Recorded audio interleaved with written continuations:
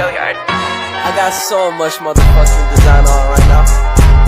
Break it down, bring it back, make it clap. I got 3 old thoughts, new block, where that day. Bitches on my line, and you know. Pangeran Diponegoro lahir di Yogyakarta pada Jumat 11 November 1785 dari ibu yang merupakan seorang selir bernama R.A. Mangkarawati dan ayahnya yang bernama Gusti Raden Mas Surojo yang di kemudian hari naik tahta bergelar Hamengkubuwono III. Pada saat Pangeran Diponegoro lahir, ia diberi nama Raden Mas Mustahar, yang akhirnya ia diberi gelar pangeran dengan nama Pangeran Diponegoro pada 1812 ketika ayahnya naik tahta menjadi Hamengkubuwono III. Pangeran Diponegoro memiliki 12 putra dan 5 orang putri dari 9 wanita yang dinikahinya.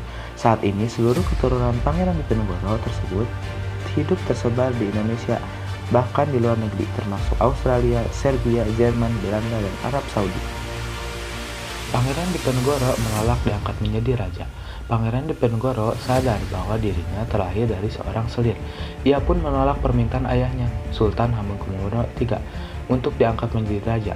Pasalnya di lingkungan kerajaan pada saat itu, yang biasa dinobatkan menjadi raja hanyalah anak dari permaisuri.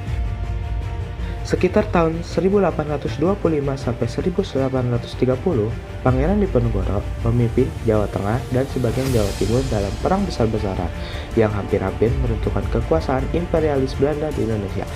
Perang ini diawali dengan keputusan dan tindakan Hindia Belanda yang memasang patok-patok di atas lahan milik Diponegoro di desa Tegalrejo.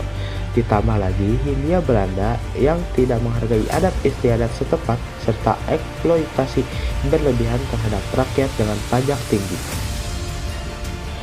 Belanda melakukan berbagai cara untuk menangkap Pangeran Diponegoro dan pasukannya.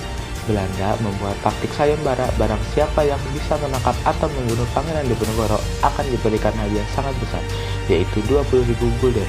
Akan tetapi, pengikut Pangeran Diponegoro pada saat itu tidak goyah akan tawaran tersebut. Belanda berhasil menangkap Pangeran Diponegoro beserta keluarga dan pengikutnya pada 20 April 1830 yang kemudian dibawa dengan kapal Pollux menuju Manado. Sesampainya di Manado, Pangeran Diponegoro dan rombongannya langsung ditawan di benteng Amsterdam. Selanjutnya, ia pun kembali dipindahkan ke Makassar hingga akhirnya pada 8 Januari 1855, Pangeran Diponegoro meninggal dan dimakamkan di kota tersebut.